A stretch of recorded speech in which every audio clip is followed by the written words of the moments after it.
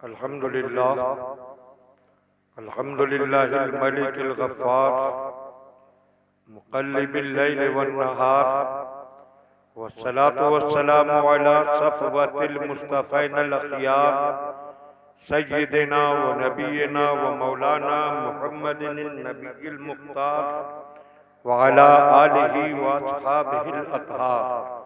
अम्मा बादु फ़अऊज़ु बिल्लाहि मिनश शैतानिर रजीम। बिस्मिल्लाहिर रहमानिर रहीम। वमा अर्सलनाका इल्ला रहमतल लिल आलमीन। आमन्तु बिल्लाहि सदक़ल्लाहु मौलानाल अज़ीम व बल्लगना रसूलुहुन नबियुल करीम व नहनु अला ज़ालिका लमिनश शाहिदीन वश्शाकिरीन। या खुदा बहरे जनाबे मुस्तफ़ा इमदाद कुन, या रसूल अल्लाह अज़ बहरे खुदा इमदाद कुन, या शहीदे करबला या दाफ़े करबो बला गुल खा शहजादा गुलगू कबा इमदाद कुन। गौसे आज़म बमने बेसरो सामा मददे क़िबले दी मददे काबे ईमा मददे बगिरदा बे बला उस्ताद कश्ती मदद कुन या मुईनुद्दीन चिश्ती कादरी यमनारे या गौसे आज़म मी ज़नम दम दे शेख अहमद रज़ा खां कुतुब आलम मी ज़नम। खतीब अहले सुन्नत हज़रत मौलाना कारी ज़ाकिर हुसैन साहब, आबरूए निज़ामत हज़रत कारी मोहम्मद यूसुफ रज़ा साहब मेंबर पर तशरीफ फरमा, उलमाए इस्लाम, हुफ़्फ़ाज़े किराम, अइम्मे मसाजिद, मोहतरम बुजुर्गों, अजीज दोस्तों, प्यारे नौजवानों, आइए हम और आप सबसे पहले इंतहाई अक़ीदत व मोहब्बत और खुलूस व एहतराम के साथ बारगाह रिसालत में बुलंद आवाज़ से दुरूद व सलाम का नजराना पेश करें। अल्लाहुम्मा सल्ली अला सय्यिदना मौलाना मुहम्मद व अला आलि मौलाना मुहम्मद व बारिक व सल्लिम सलातो व सलाम अलैका या रसूल अल्लाह सल्लल्लाहु तआला अलैहि वसल्लम। हज़रात, ये जो लोग मोबाइल के जरिए वीडियोग्राफी कर रहे हैं, अपने अमल के ये खुद जिम्मेदार। मैं इससे अपनी बरात का इज़हार करता हूँ। बरेली शरीफ का फतवा यही है कि ये जायज़ नहीं और हम हुजूर ताजुल शरिया के फतवे को मानने वाले बेशक। तो ये खुद अपने जिम्मेदार हैं। और हजरात, मुझे बाकायदा बाहर के प्रोग्राम करते हुए 42 साल होने जा रहे हैं माशाअल्लाह। अब 42 साल में ये पहला वाकया है कि जो मैं इतनी ताखीर से किसी के यहाँ पहुँचा, और ये सिर्फ मामूली सी गलत फहमी की बुनियाद पर, वरना मैं हमेशा ईशा से पहले पहुँचने वाला हूँ बेशक। तो और आप लोगों की ये मोहब्बत है कि इस वक्त तक जलसे में बैठे, और ये मोहब्बत बहेड़ी वाले मुख्तार से नहीं है, मदीने वाले अहमद मुख्तार से। उन्हीं की मोहब्बत में आप बैठे हैं तो मोहब्बत का हक अदा कर। आशिक के सामने महबूब का जिक्र हो तो आशिक मचल जाता है। आप सब चाहने वाले हैं और ये चाहत है कि आप अपना बिस्तर आराम छोड़कर यहाँ बैठे, तो इस चाहत का इजहार कीजिए। सब मिलकर बोलिए सुभान अल्लाह सुभान अल्लाह। ऐसे बोलेंगे, ये मोहब्बत वाली बात हुई। मोहब्बत की बोली में बोलिए सुभान अल्लाह, और सब जोर से बोल दीजिए सुभान अल्लाह। माशाअल्लाह, देखिए ऐसे ही आप बोलते रहे तो फिर हमको बोलने में भी लज्जत महसूस होगी और आपको सुनने में भी। हजरात, ये रबीउल अव्वल का मुबारक महीना है। इस महीने में आमिना के घर अल्लाह के वो महबूब तशरीफ लाए जो रहमत का बादल बरस बनकर सारी कायनात पर बरसे। हजरात, जब सरकार इस दुनिया में तशरीफ लाए तो इस दुनिया में अंधेरों के सिवा क्या था? पहले अल्लाह इंसानों की हिदायत के लिए नबी और रसूल भेजता रहा, कमोबेश तकरीबन लगभग 1,24,000 नबी तशरीफ लाए। एक नबी जाता था, दूसरा नबी आ जाता था, एक रसूल रुखसत होता था, उसके बाद दूसरे रसूल तशरीफ ले आते थे। हजरत ईसा अलैहिस्सलाम को जब अल्लाह ने आसमानों पर उठा लिया, उनके बाद कोई नबी नहीं आया। वक्त पर वक्त गुजरता रहा, दिन हफ्तों में बदले, हफ्ते महीनों में बदले, महीने बरसों में बदले, बरस सदियों में बदले। 600 साल से ज्यादा का जमाना गुजरा, न कोई रसूल आया, न कोई नबी आया। जब हिदायत की रोशनी फैलाने वाले नहीं आए तो पूरी दुनिया अंधेरों में डूबती चली गई। अंधेरे ही अंधेरे, जुल्मतें ही जुल्मतें, तारीकियां ही तारीकियां, कुफ्र और शिर्क का अंधेरा, जुल्म और सितम का अंधेरा, मासी और गुनाहों का अंधेरा, कत्ल और गारतगरी का अंधेरा, जुर्मों का अंधेरा, गुनाहों के अंधेरे, अंधेरों पर अंधेरे छाते चले गए। और जब अल्लाह ने आमना की गोद में आमना के लाल को भेजा और उन्होंने एक निगाहे करम डाली, तो जहां अंधेरे थे वहां हिदायत के सवेरे। सुभान। नारे तकबीर, नारे रिसालत, नारे गौसियत, मसलके आला हजरत हजरत अल्लामा अलहाज मुख्तार अहमद साहब क़िबला। बदल दिया सारी दुनिया के निजाम को। इंसान देखने में इंसान था, आंखें इंसानी थी, कान इंसानी थे, हाथ पांव इंसानी थे, ज़ाहिरी आज़ा इंसानी थे, मगर इंसानियत का नामो निशान न था। न इंसानी शराफत थी, न इंसानी आज़मत थी, न इंसानी शऊर था, न इंसानी मिजाज था, न इंसानी फिक्र थी, न इंसानी किरदार था, न इंसानी अंदाज था, न इंसानी रिवायतें। इंसानियत का नामो निशान न था। ये इंसान जानवरों से बदतर हो चुका था। आमिना के लाल ने एक निगाहे करम डाली, तो जो इंसान जानवरों से बदतर था उसे फरिश्तों से बेहतर। सुभान अल्लाह, सुभान अल्लाह, माशाअल्लाह, माशाअल्लाह। वो तशरीफ लाए, निजाम इंसानियत में इंकलाब बरपा हुआ, पैदा हुए। कोई बोला आमिना का लाल आया, किसी ने कहा अब्दुल्ला का शहजादा आया, कोई बोला अब्दुल मुत्तलिब का पोता आया, किसी ने कहा अबू तालिब और हमजा का भतीजा आया। मगर रब का कलाम अज़ली ऐलान कर रहा था, वमा अरसलनाका इल्ला रहमतल लिल आलमीन। ये जो आमिना के घर में आया है, ये सिर्फ एक घर के लिए नहीं बल्कि सारे जहानों के लिए रहमत बनकर आया। क्या बात है, सुभान अल्लाह, सुभान अल्लाह। इसीलिए जब वो आए, यतीमों के होठों पर खुशियों के गुलाब खिल उठे, बेवाओं के चेहरे पर मसरतों का उजाला नजर आने लगा, गरीब खुशी से झूमने लगे। दुनिया ने कहा था यतीमों, जब जब तुम्हारा बाप गया तुम्हारे लबों पर मुस्कुराहट नजर नहीं आई, आज तुम्हारे होठों पर मुस्कुराहट क्यों? जब तुम्हारा बाप वापस आ गया तो यतीमों ने कहा था गया हुआ बाप कभी वापस नहीं आता। हमारा बाप वापस नहीं आया, और बाप आ भी जाता तो सिर्फ उसी के घर के यतीमों के चेहरे खिलते। मगर आज आमिना के घर में यतीमों का वो सच्चा हमदर्द आ गया जो अपना दामन रहमत फैलाएगा तो सारे यतीमों को उसके दामन में पनाह मिल जाएगी। सुभान अल्लाह। यतीमों का हामी आ गया, यतीमों का रखवाला आ गया, बेवाओं को ढारस बनाने वाला आ गया, और गरीबों की तो मत पूछिए। क्या बात है, वाह वाह, सुभान। जमाने में गरीबों को कुचला जा रहा था। आज के इस दौरे तरक्की में भी यतीमों गरीबों का पूछने वाला कोई मुश्किल से ही मिलता है। जमाने में गरीबों को रोका जा रहा था, गरीबों को मसला जा रहा था, गरीबों को कुचला जा रहा था। मगर आमिना के लाल ने आकर जब अपने साए रहमत में गरीबों को जगह दी है तो गरीबों की किस्मत पर मालदार भी रश्क कर दिया। पैदा होते ही गरीबों पर इनायतें। जिस जमाने में आप पैदा हुए, अरब के अच्छे घरों में दस्तूर था कि बच्चों को दूध पिलाने के लिए देहात की औरतों के हवाले कर दिया जाता था। देहात की औरतें हर साल आती थी और अरब के बड़े बड़े शहरों के मालदारों के बच्चों को लेकर चली जाती थी। जो भेजते थे वो देहात में।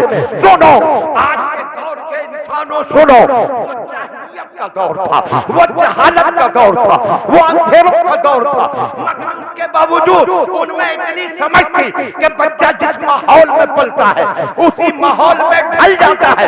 देहात का माहौल साफ सुथरा था, इसलिए बच्चों को भेजते थे देहात में। जिस साल सरकार पैदा हुई, कबीले बनु साद का काफिला चला मक्के की तरफ। बढ़े चले जा रहे हैं लोग, तेज रफ्तार ऊँटों को दौड़ाते हुए। हर एक की ख्वाहिश है मैं पहले पहुंच जाऊं ताकि सबसे ज्यादा मालदार घराने का बच्चा मैं हासिल कर लूं, ताकि इनाम भी मुझे ज्यादा मिले, ज्यादा दौलत हासिल हो जाए। ऊँटों में तेज रफ्तारी का मुकाबला हो रहा है। अभी वो आगे बढ़ा, उसने दौड़ाया, वो आगे बढ़ा, उसने दौड़ाया, वो और तेज हो गया। मगर उन्हीं के दरमियान एक गरीब फैमिली भी है, अल्लाह अल्लाह, फाकों के मारे हुए लोग, और भूखी प्यासी ऊँटनी भूख की मारी हुई, चलना मुश्किल, कदम उठाना भारी। उस फैमिली ने भी बड़ी कोशिश की कि उनकी ऊँटनी भी तेज रफ्तारी से आगे बढ़े और ये भी औरों का साथ दे, मगर ऊँटनी दौड़ती क्या, उसको पांव उठाना मुश्किल था। और इसी तरह वो ऊँटनी पीछे होती चली गई, सब आगे निकलते चले गए। उस ऊँटनी के मालिक जो औरत खातून थी, उसका दिल भर आया और उसके दिल की धड़कनें पुकारने लगी, बारे इलाहा, मैं कितनी तमन्नाएं लेकर चली थी। मेरे घर में गरीबी का डेरा है, मेरे घर में तंगी का दौर दौरा है। मैं सोच कर चली थी किसी अच्छे घर का बच्चा मिल जाएगा तो मुझे दौलत मिलेगी, मेरे घर की तंगी दूर हो जाएगी, मेरे घर का इफलास मिट जाएगा, मेरे घर में खुशहाली आ जाएगी। मगर मौला मैं सबसे पीछे रह गई, तो फिर मुझे अब किस घराने का बच्चा मिलेगा। उसकी आंखों में जैसे ही आंसू आए थे, रब की रहमत ने पुकारा था, ऐ औरत आंसू मत बहा, इस बार मक्के में अल्लाह का वो महबूब गरीबों का वो हामी और सहारा तशरीफ लाया है कि जो गुर्बत की मार से धक्कर गिर जाता है वो उसी को उठाकर सीने से लगाता है। सुभान अल्लाह। नारे तकबीर, नारे रिसालत, नारे गौसियत, मसलके आला हजरत, फैजाने आला हजरत, शेर कादियत हजरत अल्लामा मुख्तार अहमद साहिब क़िबला, जश्न ईद मिलादुन नबी। चलता रहा वो काफिला और वो गरीब की ऊँटनी रह गई पीछे, इतने पीछे कि जब वो मक्के में अपने कबीले के पड़ाव में पहुंची है तो सब औरतों की गोद में बच्चे नजर आ रहे हैं। इतनी देर से आई थी वो कि औरतें बच्चे ला चुकी थी। उसने सबसे पूछा, तुम सब ले आए? कहा हम ले आए। कहने लगी, कोई बच्चा रह भी गया है? उन औरतों ने कहा, नहीं, अब कोई बच्चा नहीं रहा है। हमने हर घर की तलाशी ले ली, जो बच्चा भी दूध पीता था हम उसको लेकर चले आए। उस औरत का दिल भर आया, आंखों में आंसू डुबडुबा आए। मौला रब्बे काबा, मैं तेरे घर के शहर में आने के बाद भी क्या खाली गोद जाऊंगी? क्या मायूसियों के अंधेरों के सिवा मेरी किस्मत में कुछ नहीं है? अभी वो ये सोच ही रही थी कि किसी ने आवाज दी, ऐ औरत आंसू न बहा, अभी एक बच्चा रह गया है। सुभान अल्लाह, सुभान अल्लाह, वाह वाह वाह वाह। उम्मीद की किरण चमक उठी, रह गया, हाँ एक है बच्चा। कहा, तुम उसे क्यों नहीं लाई? कहा, वो यतीम बच्चा है, उसका बाप है नहीं, और इनाम तो बाप ही देता है। दादा है तो दादा उतना इनाम कहाँ देगा जो बाप देता। हम सब उसके घर गए थे, मगर हमने उस बच्चे को छोड़ दिया, लेकर नहीं आए। वो कह रही थी, हमने उस बच्चे को छोड़ दिया, मगर कुदरत कह रही थी, तुमने नहीं छोड़ा, उस बच्चे ने तुम्हें ठुकरा दिया है, इसलिए कि तुम माल और दौलत का नाज लेकर गई थी, उसे गरीबी का वो गुर्बत का हामी है। उसने खुद तुम्हें ठुकराया है। इस गरीब औरत ने जब सुना तो उसके चेहरे पर उम्मीदों की किरणें फूट पड़ी।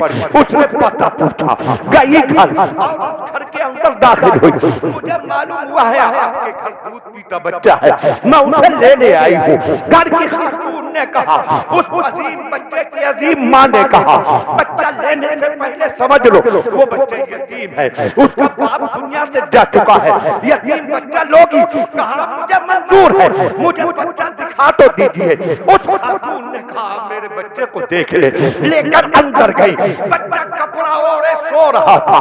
माँ ने बच्चे के चेहरे से कपड़ा हटाया तो ये औरत चौंक गई कि कपड़े के नीचे से बच्चे का चेहरा निकला है कि चौधरी का चांद निकल आया है। ऐसा खूबसूरत चेहरा, ऐसा जगमगाता चेहरा, ऐसा हसीन चेहरा, ऐसा दिल का चेहरा कि देखो तो देखते ही रह जाओ। वो गरीब खातून जिनका नाम हलीमा है, वो कहती है मैंने बहुत बच्चे देखे थे, खूबसूरत बच्चे, हसीन बच्चे, लेकिन जब इसे देखा तो ऐसा लगा कि आज तक कोई हसीन देखा। सुभान अल्लाह, माशाअल्लाह, बहुत। जल्दी से आगे बढ़ी, बच्चे को उठा लिया। कहने लगी उनकी आंखों पर पर्दे पड़े थे जो इस बच्चे को छोड़ गई। बच्चा, ये बच्चा जिसे मिल जाए उसे किसी दौलत की जरूरत बेशक सीने से लगाया था, लेकर आई थी, अपने पड़ाव में पहुंची थी और पड़ाव में पहुंचने के बाद सब की तैयारी की और सब लोग तो तैयार थे ही, लेकर बच्चे को चल दी। वही बच्चा है, उस बच्चे को लेकर उसी ऊँटनी पर बैठी है जिस ऊँटनी पर आई थी। ऊँटनी को अभी पूरा आराम भी नहीं मिला, वो थकी हारी ऊँटनी, वो प्यास की सताई ऊँटनी, वो बाघों की मारी ऊँटनी, आराम भी न किया था उसने कि ये उस बच्चे को लेकर ऊँटनी पर सवार हुई। और जब ऊँटनी को चलाया है तो वो ऊँटनी जो सबसे पीछे आई थी वो सबसे आगे। सुभान अल्लाह, माशाअल्लाह, माशाअल्लाह, बहुत खूब, बहुत खूब। कम से कम दिलचस्पी से सुन रहे हैं तो सुभान अल्लाह बोलिए, सब मिलकर बोल दीजिए सुभान अल्लाह। सबसे आगे, सबसे तेज काफिले वालों ने आवाज दी, हलीमा बच्चा तो यतीम लाई हो, ऊँटनी किसकी ले आई? कहने लगी किसकी?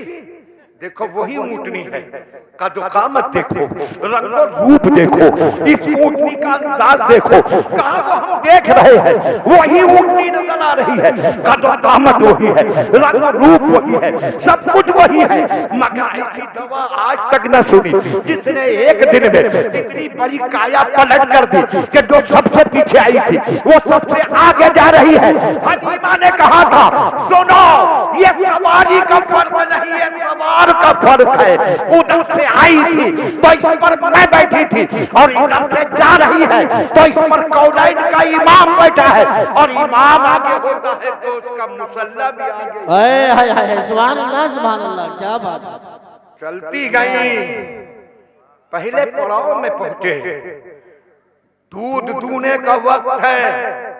उनके शौहर बर्तन लेकर ऊँटनी का दूध दूने बैठे। कहती है हमारी ऊँटनी दूध ही क्या देती थी, थोड़ा सा दूध जिस पर मेरे शौहर का गुजर था, न मेरा पेट भरता था न मेरे शौहर का पेट भरता था। हम सब घर वाले भूखे ही रह जाते थे। मेरे शौहर दूध दूने लगे, हलीमा बैठी है खैमे में। इतने में शौहर ने आवाज दी, हलीमा दूसरा बर्तन लाओ। सुभान अल्लाह। कहने लगी मेरा दिल हिल गया, लगता है पहला बर्तन ऊँटनी ने गिरा दिया, दूध ही क्या देती थी, अगर पलट दिया होगा बर्तन तो अब रह क्या जाएगा। कहती है यही सोचते हुए मैं पहला बर्तन लेकर जब पहुंची शौहर के पास, दूसरा बर्तन लेकर पहुंची तो पहला बर्तन दूध से लबालब भरा हुआ था। मैंने वो बर्तन उठाया, दूसरा बर्तन दिया, शौहर ने फिर आवाज दी हलीमा और बर्तन लाओ। कहती है एक एक करके जो मेरे पास बर्तन थे मैं देती गई और उन्हीं दूध से भरती गई, यहाँ तक के मेरे शौहर ने कहा और कोई बर्तन? मैंने कहा नहीं, अब हमारे पास कोई बर्तन नहीं, सारे बर्तन दूध से भर चुके हैं। मगर ऊँटनी के धन कह रहे थे, हलीमा तेरे पास बर्तनों की कमी पड़ गई, हमारे पास दूध की कमी रही, तो दुनिया के सारे बर्तन भी ले आए तो सब दूध से भरते चले जाएंगे। हलीमा के शौहर उठकर खड़े हुए, कहा ऐ हलीमा मुबारक हो, तुम ऐसा बच्चा लेकर आई हो जिसने इनाम को उधार रखना गवारा नहीं किया, आते ही इनाम देना शुरू कर दिया है। वो गरीब औरत, वो गरीब फैमिली, वो गरीब घराना, आमिना के लाल ने उसको पसंद किया और ऐसा नवाजा कि जो कबीले में पूरे इलाके में सबसे गरीब घर था वो सबसे मालदार हो गया, सबसे खुशहाल हो गया। और इसी तरह गुजर गए 2 साल। 2 साल ही दूध पिलाने की उम्र थी। 2 साल के बाद हलीमा कानून और दस्तूर के मुताबिक शहजादे को लेकर आई, माँ की खिदमत में पहुंचाने के लिए चली है। मक्के के करीब जंगल में थी, रफे हाजत की जरूरत महसूस हुई, बच्चे को एक पेड़ के नीचे बिठाया और खुद थोड़े फासले पर झाड़ियों की आड़ में अपनी जरूरत पूरी करने के लिए लौट कर आई तो बच्चा पेड़ के नीचे है ही नहीं। कलेजा हिल गया, या अल्लाह वो शहजादा कहाँ गया? से इधर गई उधर गई, इस पेड़ के नीचे भागी, उस पेड़ के नीचे भागी, मगर बच्चे का कहीं पता नहीं है।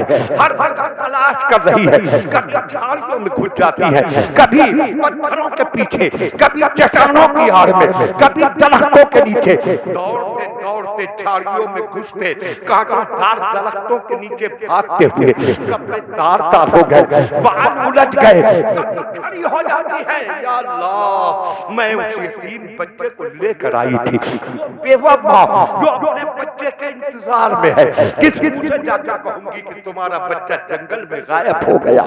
कभी पेड़ों से लिपट जाती है, पेड़ों अगर तुमने उस शहजादे को देखा हो तुम ही बोल पड़ो, आगे गिड़गिड़ाती, पत्थरों तुम कुछ बोलो, वो बच्चा कहाँ चला गया? कभी झाड़ियों से इल्तिजाई करती, तुम ही बता दो, कभी मैदान में खड़ी हो जाती, हवाओ उस बच्चे की खुशबू ला दो, मगर बच्चा पता ही नहीं है।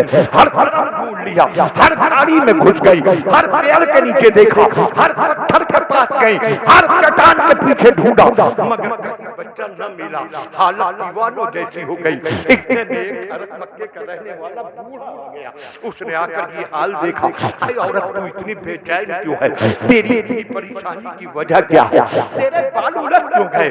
तेरा चेहरा गर्दालूद क्यों है? तेरे कपड़े फटे हुए क्यों हैं? ये तेरी आंखों से आंसू क्यों बह रहे हैं? ये तेरे होठों से सिसकियां क्यों निकल रही है? ये क्यों इतनी बेचैन है? तड़प गई, कहने लगी बड़े मीरा तुम्हारे शहर के करीब आकर मैं लूट गई। मैं मक्के शहर से एक बच्चा लेकर गई थी, यतीम बच्चा, बिन बाप का बच्चा, एक बेवा माँ का इकलौता लाल, मैं दूध पिलाने लेकर गई थी। आज 2 साल की उम्र हुई, लेकर आई थी कि वो बच्चा जंगल में गायब हो गया। पूरा शहरा छान मारा है मैंने, पूरा जंगल देख डाला मैंने, बच्चे का पता नहीं है। मैं इसलिए तड़प रही हूँ कि माँ को जवाब जाकर क्या दूंगी। उस बूढ़े ने कहा था, अरे तू परेशान क्यों है? कहने लगा माज़अल्लाह तुम उस शहर में आ गई हो जहाँ हमारे 360 खुदा रहते हैं, माज़अल्लाह मैं तुझे अपनी इबादत खाने में ले चलूं, मेरे बुतों के सामने तू गिड़गिड़ाना, अपनी इल्तिजा रखना, मेरे बुतों को, मेरे माबूदों को तरस आया, तेरे बच्चे का पता मिल जाएगा। हजरत हलीमा उसके साथ चल पड़ी, वो अपने बुतखाने में ले गया, उसके बुत खड़े हुए हैं, दंडौत करने लगा, ए मेरे माबूदो जिंदगी हो गई तुम्हारी इबादत करते हुए, आज एक परेशान औरत की फरियाद लेकर तुम्हारे पास आया। ये खातून मक्के से एक बच्चा लेकर गई थी दूध पिलाने, आज वापस लाई थी, बच्चा जंगल में गुम हो गया। बता रही है बड़ा खूबसूरत बच्चा है, बड़ा हसीन बच्चा है, बड़ा अनोखा बच्चा है, उस बच्चे का नाम मोहम्मद है। और जैसे ही इस्लाम को लिया, उसके बुतखाने के सारे बुत औंधे मुंह गिर पड़े और आवाज आई, अरे तूने किसका नाम लिया? जिसका नाम तूने लिया है वो दुनिया में गुम होने नहीं आया, गुम हुए को मंजिल का पता बताने आया है। वो रास्ता भटक नहीं सकता, जो उसका नाम ले लेगा वो भी रास्ते कर रहे हैं। सुभान अल्लाह। नारे तकबीर, नारे रिसालत, नारे गौसियत, मसलके आला हजरत, फैजान आला हजरत, फैजान हुजूर मुफ्ती आजम हिंद शेर कादरियत हजरत अल्लामा मुख्तार अहमद साहिब क़िबला। सुभान अल्लाह, सुभान। उस बूढ़े ने कहा था कि तेरे बच्चे का माजरा समझ में नहीं आ रहा, हम कोई मदद नहीं कर सकते, अब क्या करती? थके हारे कदमों के साथ आंखों से आंसू बहाते, लब से सिसकियां लेते हजरत आमिना खातून के घर में दाखिल हुई। हजरत आमिना ने देखा हलीमा खाली हाथ चली आ रही है, देखते ही बिलख पड़ी थी हलीमा। हजरत आमिना ने कहा था, हलीमा क्या बात है, तुम इतनी बेचैन क्यों हो, तुम इतनी परेशान क्यों हो, मेरा बच्चा कहाँ है? कहने लगी आमिना खातून, मैं कैसे तुम्हें बताऊं, कहीं तुम्हारा कलेजा न फट जाए, दिल न बैठ जाए। ए आमिना खातून, अफसोस मैं तुम्हारे बच्चे की हिफाजत न कर पाई। लेकर वापस आ रही थी, यही मक्के के करीब जंगल में वो बच्चा गायब हो गया, कहीं पता ही नहीं चल रहा। हलीमा सोच रही थी जैसे ही खबर मैं सुनाऊंगी आमिना शिद्दत गम से बेहोश न हो जाए, उन्हें संभालना मुश्किल हो जाएगा। वहां तो कुछ न हुआ, न हजरत आमिना बेचैन हुई, न हजरत आमिना परेशान हुई। फरमाया, ऐ हलीमा, अफसोस तूने 2 साल मेरे बच्चे की खिदमत की, मगर फिर भी बच्चे को पहचान न पाई। अरे इतनी परेशान क्यों है? मेरे बच्चे को नुकसान नहीं पहुंच सकता, वो जहां भी होगा खैरियत से होगा, इसलिए कि उसकी हिफाजत करने वाला उसका परवरदिगार। सुभान अल्लाह, माशाअल्लाह। अरे कहीं तो बोल दो, सब मिलकर बोल दीजिए। हजरत आमिना ने घर वालों को बताया, हजरत अब्दुल मुत्तलिब ने अपने बेटों से कहा, फिर पूरा घराना तलाश में चल पड़ा। सब दौड़ पड़े, सारे चाचा निकले, दादा निकले, चचेरे भाई निकले, और इत्तिफाक के मिले किसे? मिले जंगल में, मिले उस चचा अबू लहब को जो बाद में आपका सबसे बड़ा दुश्मन बना, उसको मिले, पेड़ के नीचे तशरीफ फरमाए, खुश हो गया। उस वक्त तक तो बड़ी मोहब्बत करता था। उसने अपना ऊंट बिठाया, नीचे उतरा, सरकार को उठाया, ऊंट पर बैठा और पीछे सरकार को बिठाकर अपनी कमर पकड़वा ली, जैसे छोटे बच्चे को आप कमर पकड़वाते हैं। अब ऊंट को उठाया और चलने का इशारा किया, ऊंट ना उठा ना चला, बैठा हुआ है। एड़ पर एड़ मारी, महार पकड़कर खूब झजोड़ा, पैरों से कुचला, आवाजें लगाई, मगर ऊंट हिल ही नहीं रहा। अबू लहब परेशान है, तो इशारे समझा करता था, इस तरह जाम क्यों हो गया? बहुत कोशिश कर ली, जब ऊंट ना उठा न चला तो कुछ सोचा और फिर ऊंट से नीचे उतरा और आमिना के शहजादे को उठाया और आपको आगे बिठाकर खुद पीछे बैठा। अब ऊंट को इशारा किया तो ऊंट खड़ा हो गया, चलने लगा। ऊंट ऐलान कर रहा था, ऐ अबू लहब, तू इन्हें पहचाने न पहचाने, मगर हम पहचानते हैं, ये किसी के पीछे चलने नहीं आए, बल्कि सारे जमाने को अपने पीछे चलाने के लिए आए। सुभान अल्लाह, माशाअल्लाह, माशाअल्लाह। हर आ गए हैं। रसूल कौनैन सल्लल्लाहु तआला अलैहि वसल्लम को हजरत आमिना खातून के हवाले करना था। हलीमा ने पेश किया, सरकार आ गए। हलीमा बिलखने लगी, आंखों से आंसू बहने लगे, झोली फैलाकर खड़ी हो गई। हजरत आमिना खातून ने कहा, हलीमा ये तुमने झोली क्यों फैलाई? तुम्हें अपना इनाम ही तो चाहिए, झोली फैलाने की जरूरत नहीं। मैं बेबस जरूर हूँ, मगर इतना दूंगी कि तुम तसव्वुर भी नहीं कर सकते। इसके लिए झोली फैलाने की जरूरत नहीं, इत्मीनान से बैठो, मेरा शहजादा आ गया। मैं अब दूंगी, पूरी तरह से इतना इतना इनाम कि तुम सोच भी नहीं सकती थी। हलीमा तड़प उठी, नहीं आमना खातून, मुझे कोई इनाम नहीं चाहिए। कहा फिर क्या चाहिए? कहने लगी आमना खातून, बच्चा तुम्हारा है, बेटा तुम्हारा है, लखनऊ जिगर तुम्हारा है। मैं जानती हूँ कि इकलौता लाल है एक बेवा माँ का, और एक माँ अपने इकलौते लाल से कितनी मोहब्बत करती है, मगर मैं क्या करूँ? इतने दिन रखकर 2 साल लगकर मेरे दिल में इसकी ऐसी मोहब्बत पैदा हो गई है कि ये मुझसे अगर इस वक्त अलग हो गए, मेरा कलेजा फट जाएगा, मेरा दिल बैठ जाएगा। ये आमना खातून, मुझे कुछ नहीं चाहिए, कुछ दिन के लिए अपना बेटा और मेरे हवाले कर दीजिए, मुझसे इसकी जुदाई बर्दाश्त नहीं होगी। हजरत आमिना ने कहा था, ए हलीमा तुम क्या जानो, जब जब तुम लेकर गई मैं एक एक दिन गिनती थी, तुम्हें पता होगा मेरा बेटा मेरे पेट में था जब मेरे शौहर का इंतकाल हो गया। यही बच्चा मेरा सरमाया हयात है, यही बच्चा मेरी जिंदगी की पूंजी है, यही बच्चा मेरी आंखों का नूर है, यही बच्चा मेरे दिल का करार है। मैं हर रात करवटें बदल बदल कर रात गुजारती थी अपने बच्चे की याद में। आज मेरा बच्चा आया, मैं खुश हो गई, अब बच्चा मेरे साथ रहेगा। लेकिन तुमने झोली फैलाई, बच्चा मांग रही हो। दुनिया की कोई माँ अपना बेटा बेजरूरत दूसरे के हवाले नहीं कर सकती, मगर किसी मांगने वाले को खाली झोली लौटाना हमारे घर का दस्तूर नहीं। इसलिए मैं बेटा तुम्हें देती हूँ, जितने दिन चाहो रखो, फिर वापस पहुंचा जाना। सुभान अल्लाह। फिर ले गई, 2 साल और रहे।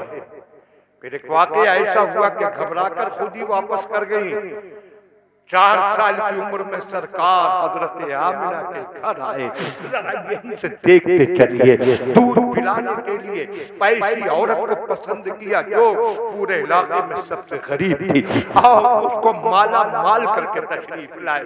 हजरत आमिना खातून रज़ी अल्लाह ताला अन्हा के दिल में कब से ख्वाहिश थी कि मैं अपने शौहर की कब्र देख लूं। हजरत आमिना की शादी ही तो हुई थी, थोड़े ही दिन शौहर के साथ गुजारे थे। ये पहला बच्चा उनके पेट में अपने शौहर की अमानत था कि हजरत अब्दुल्ला का इंतकाल हो गया था। और कहाँ हुआ? आप इतने लोग हैं, बता सकते हैं कि हजरत अब्दुल्ला सरकार के वालिद की वफात हुई कहाँ? नहीं बता सकते, इसलिए कि मैं जानता हूं कि आजकल जलसों में जो चीजें पसंद की जाती हैं, उन चीजों के जरिए सरकार की मुकद्दस जिंदगी से मुताल्लिक कोई मालूमात ही नहीं होती। कमेटी के लोगों ने बताया 8 साल से जलसा हो रहा है। अब इन 8 साल में अपने आका की जिंदगी के बारे में क्या कुछ याद किया, ये आपके जहन में न होगा। सबसे पहली बात तो जहन में ये नोट कीजिए कि हजरत आमिना खातून के पास हजरत हलीमा के घर से सरकार 4 साल की उम्र में तशरीफ लाए थे। दूसरी बात अब इस तरफ आइए कि सरकार के वालिद कहाँ इंतकाल हुआ, कहाँ दफन हुए, ये रब की हिकमत थी।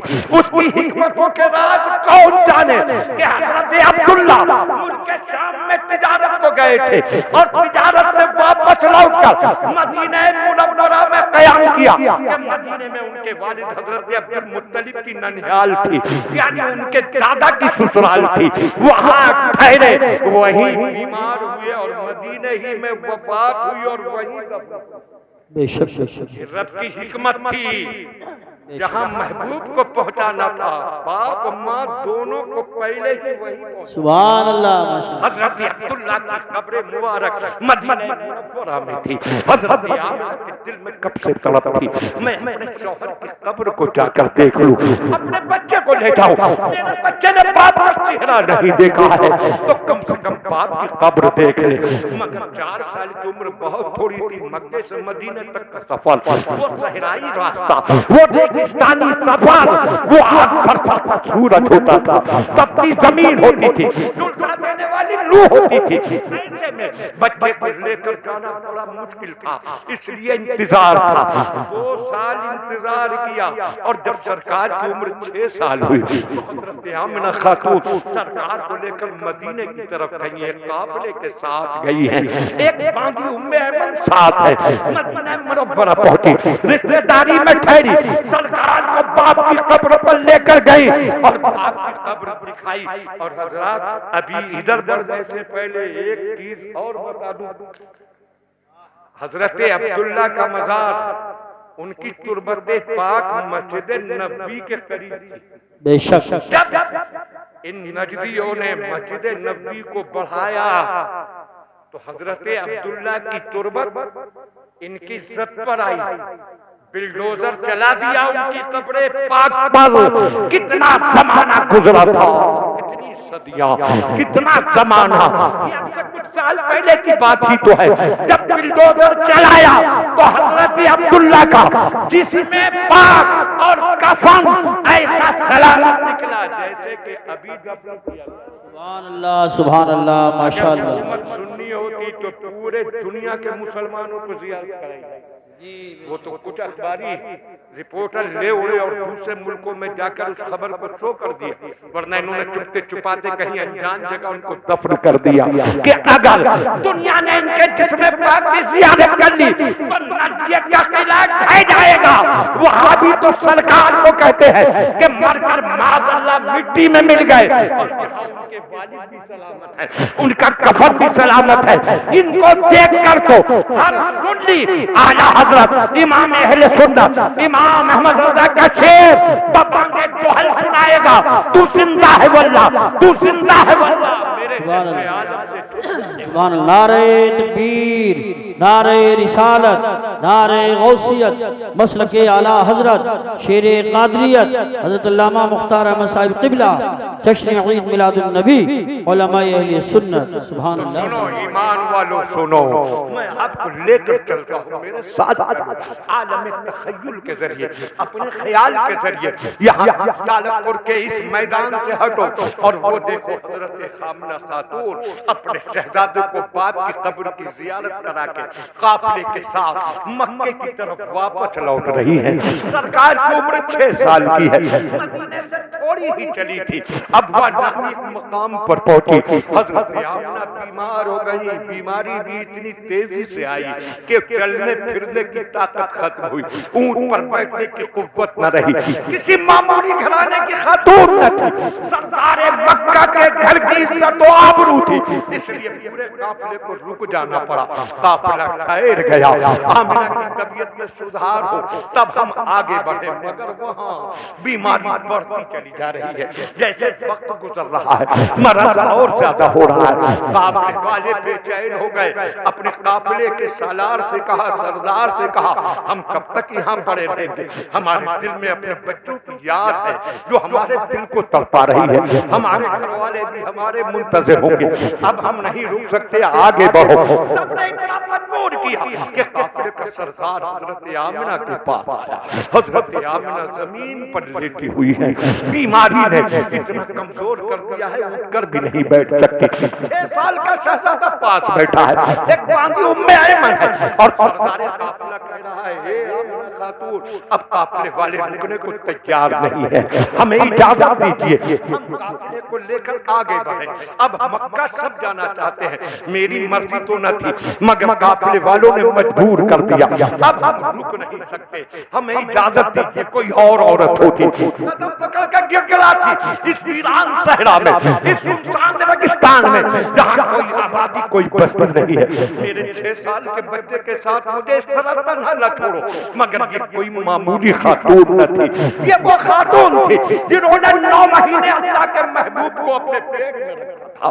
सरकार की वालदा थी, न घबराई न परेशान हुई, कहा जाना चाहते हो चले जाओ। काफिला चला गया। ए ईमान वालों, इस मंजर को शायद आपने कभी सुना न हो और सोचा भी न होगा।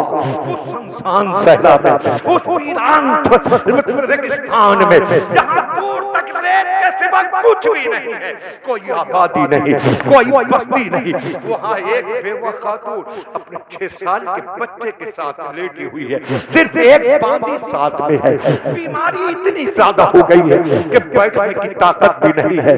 हजरत आमिना खातून की बीमारी बढ़ती गई और फिर वो वक्त आ गया जो वक्त सब पर आना है। हजरत आमिना की सांसें उखड़ने लगी, नब्ज़ जलने लगी। ए ईमान वालों सोचो, 6 साल का बच्चा जिसने अपने बाप की सूरत तक न देखी थी, वो एक माँ के साथ वीरान रेगिस्तान में सुनसान सहरा में अकेला बैठा है। सिर्फ एक बांदी साथ में है और माँ आखिरी सांसें ले रही है, नाक उलझ रही है, माथे पर मौत का पसीना चमकने लगा है।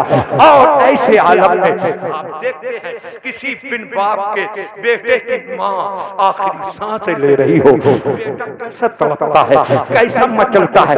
कितने लोग तसल्ली देते हैं, कभी चाचा सीने से लगाता है, कभी दादा प्यार करता है, कभी मामू गोद में लेता है, मगर बच्चे को कभी करार नहीं आता। मगर हाय अफसोस, उस वीरान सहरा में कोई भी नहीं जो 6 साल के उस बच्चे को सीने से लगाए। कोई नहीं है जो कहाँ तू पूछो, कोई नहीं जो गोद में लेकर तसल्ली दे। सरकार ने देखा माँ की सांसें अटकने लगी, जल्दी से आगे बढ़े थे और आगे बढ़कर अपनी माँ के सर को जमीन से उठाया, अपने सानू पर रखा और अपने प्यारे हाथों से माँ का सर दबाने लगे। सर दबाना शुरू किया है। जन्नत की हूरें बिलख उठी और ज़बाने हाल से पुकारी, ऐ आमिना के लाल, आपको तकलीफ करने की जरूरत नहीं, एक इशारा कर दे तो जन्नत की हर हूर आपकी माँ की खिदमत के लिए दौड़ी चली आएगी। मगर मेरे आका का किरदार कह रहा है नहीं, मैं आज अपनी माँ की खिदमत के लिए जन्नत की हूरों को नहीं बुलाऊंगा, बल्कि अपने हाथों से अपनी माँ की खिदमत करूंगा, ताकि क़यामत तक मेरी उम्मत को यह सबक मिल जाए कि माँ की खिदमत के लिए अगर नौकरानी और नर्सों और डॉक्टरों डॉक्टरियों की ड्यूटी लगा भी दी जाए, तब भी माँ की खिदमत का हक अदा नहीं होता। माँ का हक अदा जब होता है जब बेटा अपने हाथों से माँ की खिदमत करता है। सुभान अल्लाह, माशाअल्लाह। वो वीरान सहरा है, वो सुनसान जंगल है, कोई अपना न पराया, सिर्फ एक बांदी। सरकार अपने जानू पर माँ का सर रखे अपने हाथों से सर दबा रहे हैं और फिर माँ की सांसें अटकने लगी। आखिरी हिचकियां शुरू होने वाली है, नब्ज़ की डोर टूटने को तैयार है, दिल की धड़कनें बेतरतीब हुई। जरा सोचिए, जिस बच्चे ने बाप की सूरत भी न देखी हो, अपने वतन से दूर, अपने रिश्तेदारों से दूर, घर बार से दूर, वीरान सहरा में माँ अपनी जिंदगी की आखिरी सांसें ले रही हो, बच्चे के दिल पर क्या गुजर जाएगी। आखिर बचपन की फितरत के अपने तकाज़े भी तो होते हैं। सर दबा रहे हैं और जब माँ की सांसें अटकती महसूस की तो आपकी आंखों से आंसू टपकने लगे, आप बिलख कर रोने लगे। आंखों से आंसू टपके माँ के चेहरे पर गिरे। माँ ने आंखें खोली और अपने दोनों हाथ फैलाकर अपने बच्चे को सीने से चिपटा लिया। मेरे लाल, आंसू मत बहा, तू दुनिया में रोने नहीं आया, तू तो रोते को हंसाने के लिए आया है। मेरे लाल, अगर तू भी रोने लगा तो इस दुनिया का क्या होगा। मैं जानती हूँ, बिन बाप का बच्चा माँ को दम तोड़ते देखेगा तो दिल को करार नहीं आएगा। माँ बाप की मौत पर बच्चे रोते हैं, बच्चे बिलखते हैं, बच्चे तड़पते हैं, इसलिए कि माँ की मौत के बाद, बाप की मौत के बाद बेसहारा हो जाएंगे। मेरे लाल, तुझे रोने की जरूरत नहीं है, तुझे तड़पने की जरूरत नहीं है, तुझे बिलखने की जरूरत नहीं है, इसलिए कि तू मेरी मौत के बाद भी बेसहारा नहीं होगा, इसलिए कि तू दुनिया में किसी के सहारे का मोहताज नहीं। तेरा खुदा तेरा सहारा है, तू सारी खुदाई का। सुभान अल्लाह, सुभान अल्लाह, वाह वाह वाह वाह। इसी हाल में माँ ने दम तोड़ दिया। ईमान वालों, कभी तन्हाई में सोचोगे तो दिल कटेगा, आंखें बरसेंगी। वो मंजर कैसा होगा जब 6 साल के बच्चे के जानों पर सर रखकर माँ ने आखिरी सांस ली होगी, आखिरी हिचकी आई होगी। उस वक्त क्या कैफियत होगी।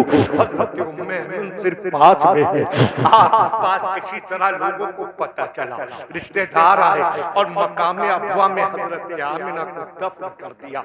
हज़रत उम्मे ऐमन सरकार को लेकर मक्के की तरफ चल दी। वो माँ को दफन करने के बाद सरकार बांदी के साथ मक्के की तरफ चले हैं और उधर दादा हजरत अब्दुल मुत्तलिब मुंतज़िर है, कितने दिन हो गए मेरा पोता आया नहीं, मेरी बहू आमिना अभी तक आई नहीं, इसी इंतजार में थे कि उम्मे सरकार को लेकर घर के अंदर दाखिल हुई।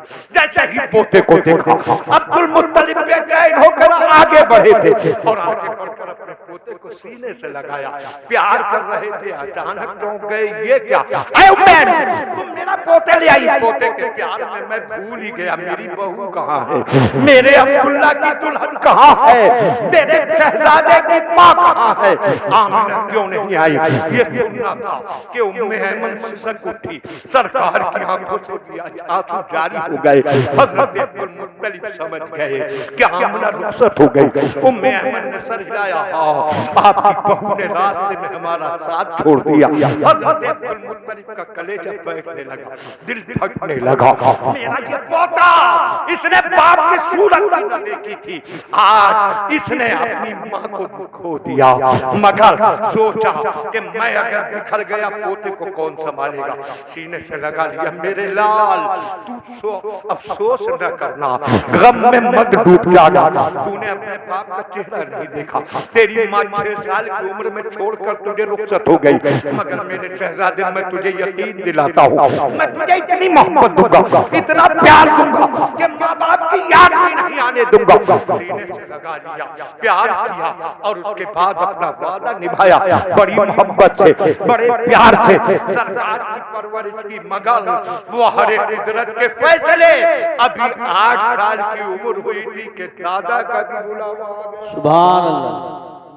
सोचो, बाप तो जब गए जब आप माँ के पेट में थे, 6 साल की उम्र में माँ गई, 8 साल की उम्र हुई दादा, जिन्होंने बाप से बढ़कर मोहब्बत दी थी, माँ से ज्यादा शफकत दी थी। वो दादा भी दुनिया से जाने लगे। मौत के बिस्तर पर अब्दुल मुत्तलिब लेटे हैं, आखिरी सिसकियां, आखिरी सांसें आ रही हैं, मौत की दस्तक जिंदगी के दरवाजे पर सुनाई दे रही है। हाल में हजरत अब्दुल मुत्तलिब के सारे बेटे पास खड़े हुए हैं और जमाना सर पर डट कर चीख रहा है, मौला अपने महबूब के साथ ये सुलूक। बाप को उस वक्त बुला लिया जब वो माँ के पेट में थे। 6 साल की उम्र में माँ को रुखसत कर दिया गया। 8 साल की उम्र में दादा ने इतनी मोहब्बत से परवरिश की थी, दादा भी जाने लगे, ऐ अल्लाह आखिर ऐसा क्यों? तो रब की कुदरत कह रही थी, तुम हमारी हिकमतों के राज क्या जानो? अगर इनकी माँ जिंदा रहती, अगर इनके बाप जिंदा रहते, अगर इनके दादा जिंदा रहते और फिर ये दुनिया में इस्लाम का झंडा लहराते, तो दुनिया कहती कि दादा की इनायतों के जरिए इस्लाम फैला दिया, बाप की मदद से इस्लाम फैला दिया, माँ ने हौसला दिया, तब इस्लाम फैला दिया। इसलिए सबको पहले उठा लिया गया ताकि दुनिया देख ले कि इस्लाम न किसी की मदद से फैला है, न किसी की इनायत से फैला है। इस्लाम सिर्फ अपनी हक़ानियत और सदाकत। सुभान अल्लाह, सुभान अल्लाह, वाह वाह वाह वाह। अब आओ देखो, फिर निगाहों के सामने लाओ और आओ देखो वो कैसा मंजर है। हजरत अब्दुल मुत्तलिब मौत के बिस्तर पर लेटे हुए हैं। उनके थे 12 बेटे, एक हजरत अब्दुल्ला का इंतकाल हो चुका, वफात हो चुकी, 11 बेटे अभी बाकी थे। सरकार के 11 चचा हजरत अब्दुल मुत्तलिब मौत के बिस्तर पर लेटे हैं, माथे पर मौत का पसीना चमक रहा है, आंखें टिमटिमाने लगी हैं, सांसें बेतरतीब होने लगी है। 11 बेटे खड़े हैं, ये यतीम पोता अपने दादा के बिस्तर पर बैठा चश्मे हसरत से दादा का चेहरा देख रहा है। हजरत अब्दुल मुत्तलिब के चेहरे पर मौत के आसार दिखाई दे रहे हैं। उस वक्त फिर कोई देखे कि सरकार के दिल पर क्या गुजर रही होगी। अजमत अपनी जगह, रिफत रिसालत अपनी जगह, उनकी फितरत के तकाज़े तो अपनी जगह होते हैं। ये बचपन की उम्र, 8 साल की उम्र, दादा जिनकी शफ़क़तों के साए में माँ का गम भूल गए थे, वो दादा आखिरी सांसें ले रहे हैं। सरकार बैठे हैं, आंखों में आंसू भरे हैं। इतने में हजरत अब्दुल मुत्तलिब होश में आए, आंखें खोली, नजर सीधे पोते पर गई तो बिस्तर पर ऐसे तड़पने लगे जैसे पानी से निकलकर मछली तड़पती है। बेचैन करवटें बदल रहे हैं। बेटों ने कहा, अब्बा ये बेचैनी कैसी? मौत को देखकर परेशान हो गए, क्या मौत के खतरे को महसूस करके डर गए? आप क्यों इतने बेचैन हैं? तो हज़रत अब्दुल मुत्तलिब ने कहा था, मैं मौत को देखकर डरने वाला नहीं, मैं तो अपने इस पोते को देखकर बेचैन हूं। कहा इसको देखकर क्यों? तो फरमाया सुनो, मेरा पोता अपने बाप की तो सूरत भी न देख पाया, माँ के पेट में था कि बाप दुनिया से चले गए। माँ ने बड़ी मोहब्बतों से पाला, मगर 6 साल की उम्र हुई तो माँ भी दुनिया से चली गई। मैंने सोचा था इतनी मोहब्बत से पालूंगा कि माँ बाप की कमी का एहसास न हो, मगर अफसोस मेरा भी बुढ़ापा आ गया। मैं महसूस कर रहा हूँ कि मेरी जिंदगी के दरवाजे पर मौत दस्तक दे रही है, जिंदगी के साए खिंचते जा रहे हैं, मौत के साए बढ़ते चले जा रहे हैं। ऐसे वक्त में इस पोते को देखकर मेरा दिल तड़प गया है कि मेरे बाप, मेरे पोते का क्या होगा? ऐ मेरे बेटो सुनो, अगर इस मेरे पोते ने देखा कि दुनिया का कोई बाप अपने बेटे को सीने से लगाकर प्यार कर रहा है और इसके दिल में ये ख्याल पैदा हो गया कि आज मेरे बाप भी होते तो इसी तरह मुझे प्यार करते। इसने किसी माँ को देखा कि अपने बेटे को गोद में लिए हुए मोहब्बत के मोती लुटा रही है और इसके दिल में ये ख्याल आ गया कि आज अगर मेरी माँ भी होती तो इसी तरह मुझ पर मोहब्बत के मोती लुटाती। और इस एहसास से इसकी आंख से एक आंसू टपक गया और याद रखा तुम्हारे बाप की रूह को कब्र में न मिलेगा, मेरी रूह कब्र में बेचैन हो जाएगी। इसलिए मैं चाहता हूँ कि मेरी मौत से पहले तुम में से कोई एक इसकी जिम्मेदारी का। क्या बात है, वाह वाह वाह। 11 ने कहा अब्बा आप मुतमईन रहे, हम सब मिलकर इस बच्चे को इतने प्यार से पालेंगे कि न बाप की कमी का एहसास होगा, न माँ की कमी का एहसास होगा, न दादा की कमी का एहसास होगा। आप मुतमईन रहे, हम सब मिलकर इसकी परवरिश करेंगे। हज़रत अब्दुल मुत्तलिब ने फरमाया नहीं, मेरे तजर्बे को चैलेंज न करो। मैं जानता हूँ कि एक काम बहुतों के हवाले कर दिया जाए तो वो काम कभी पूरा नहीं होता। काम पूरा जब होता है जब किसी एक की जिम्मेदारी में दिया जाता है। इसलिए मैं चाहता हूं कि कोई एक बने जिम्मेदार। जी अब आओ देखो वो मंजर निगाहों के सामने लाओ। अगर ज़हन हाजिर हो और दिल पूरी तरह से मुतवज्जे हो तो मेरे साथ आदमी को ऐसा महसूस होता है जैसे उस मंजर को अपनी आंखों से। जी जी बेशक। यहाँ से हट जाओ, वो देखो वो बिस्तर पर लेटे हुए दादा, वो चारों तरफ खड़े हुए 11 बेटे और वो बिस्तर पर बैठा हुआ 8 साल का पोता। और हज़रत अब्दुल मुत्तलिब कह रहे हैं कि कोई एक तुम में से जिम्मेदारी ले। सबसे मालदार बेटा था अबू लहब और 11 में 10 मालदार थे, एक गरीब था और उन 10 में सबसे मालदार अबू लहब था। वो आगे बढ़ा, अब्बा आप अपने पोते का हाथ मेरे हाथ में दीजिए और मुतमईन होकर दुनिया से जाइए, मेरे पास बहुत दौलत है। मैं वादा करता हूँ अच्छे से अच्छा इसे खिलाऊंगा, अच्छे से अच्छा पहनाऊंगा, अच्छे से अच्छे बिस्तर पर लिटाऊंगा, जो ये ख्वाहिश करेगा पूरी करूंगा, जो ये मांगेगा मैं दूंगा। मुतमईन हो जाइए। हज़रत अब्दुल मुत्तलिब ने फरमाया अबू लहब पीछे हट जा, मैं तुझे अपना पोता नहीं दूंगा, इसलिए कि तेरे पास दौलत तो बहुत है मगर तेरा दिल सख्त है, तेरे दिल में नरमी नहीं है।